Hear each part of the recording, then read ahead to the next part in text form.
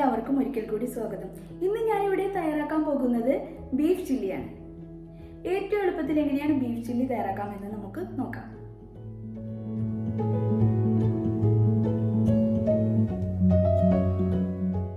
Ingredients എന്തെല്ലാമാണെന്ന് നോക്കാം. Kashmiri chilli powder, മഞ്ഞൾപ്പൊടി, chilli Flix, കുരുമുളക് പൊടി, കോൺഫ്ലവർ, മൈദ, സോയാ സോസ്, വിനാഗിരി, ഇഞ്ചി വെളുത്തുള്ളി പേസ്റ്റ്, ആവശ്യത്തിന് ഉപ്പ്. ബീഫിൻ്റെ 2 വലിയ കഷ്ണങ്ങൾ എടുത്തിട്ടുണ്ട്. അതിലേക്ക് 1/2 ടേബിൾ സ്പൂൺ മഞ്ഞൾപ്പൊടി ചേർത്ത് കൊടുക്കാം. 3 ടേബിൾ സ്പൂൺ സോയാ സോസ് ചേർത്ത് കൊടുക്കാം. 1/2 ടേബിൾ സ്പൂൺ വീതം ഇഞ്ചി വെളുത്തുള്ളി പേസ്റ്റ്, 1/2 ടേബിൾ സ്പൂൺ കുരുമുളക് പൊടി, ആവശ്യത്തിന് ഉപ്പും ചേർത്ത് നന്നായി ഇളക്കി യോജിപ്പിച്ച് ഏകദേശം 10-15 മിനിറ്റ് മാറ്റിവെക്കാം.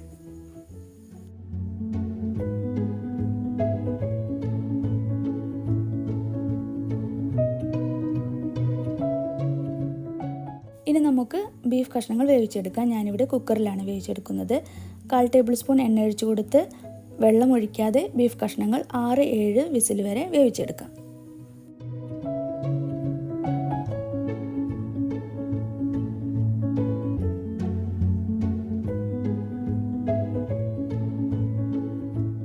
ബീഫ് കഷ്ണങ്ങൾ നന്നായി വെന്തിട്ടുണ്ട്. ഇനി നമുക്ക് ഇതിലെ വെള്ളം മാറ്റി വെക്കണം.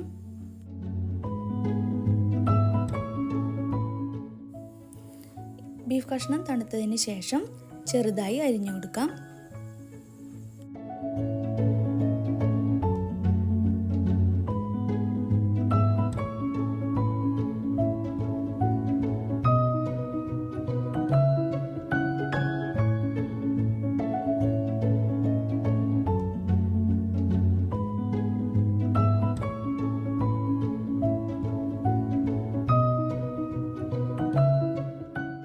ഇനി നമുക്ക് അരിഞ്ഞു വെച്ചിരിക്കുന്ന ബീഫിലേക്ക് 1/2 ടേബിൾ സ്പൂൺ ഇഞ്ചി വെളുത്തുള്ളി paste, 1 tablespoon Kashmiri chilli powder, 2 tablespoon cornflour, 1/2 tablespoon maida, 1/2 tablespoon വിനാഗിരി, 2 tablespoon chilli flakes, 1/2 tablespoon soya sauce, ആവശ്യത്തിന് ഉപ്പും ചേർത്ത് നമ്മൾ മാറ്റി വെച്ചിരിക്കുന്ന ബീഫിൻ്റെ സ്റ്റോക്ക് ഉപയോഗിച്ചിട്ട് വേണം നമുക്ക് ബീഫ് നന്നായിട്ട് മാരിനേറ്റ് ചെയ്ത് വയ്ക്കാൻ.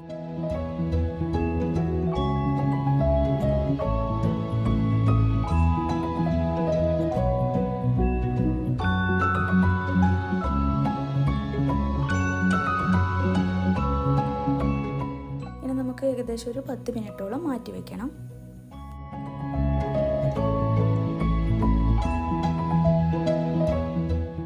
ഞാനിവിടെ ഉപയോഗിച്ചിരിക്കുന്നത് വെജിറ്റബിൾ ഓയിലാണ്. എണ്ണ നന്നായി ചൂടായി വരുമ്പോൾ 1 മിനിറ്റിനുള്ളിൽ ബീഫ് കഷ്ണം ഫ്രൈ ചെയ്തെടുക്കണം. പെട്ടെന്ന് തന്നെ ഓരോന്നായി ഇട്ട് കൊടുത്ത് ഫ്രൈ ചെയ്തെടുക്കാം.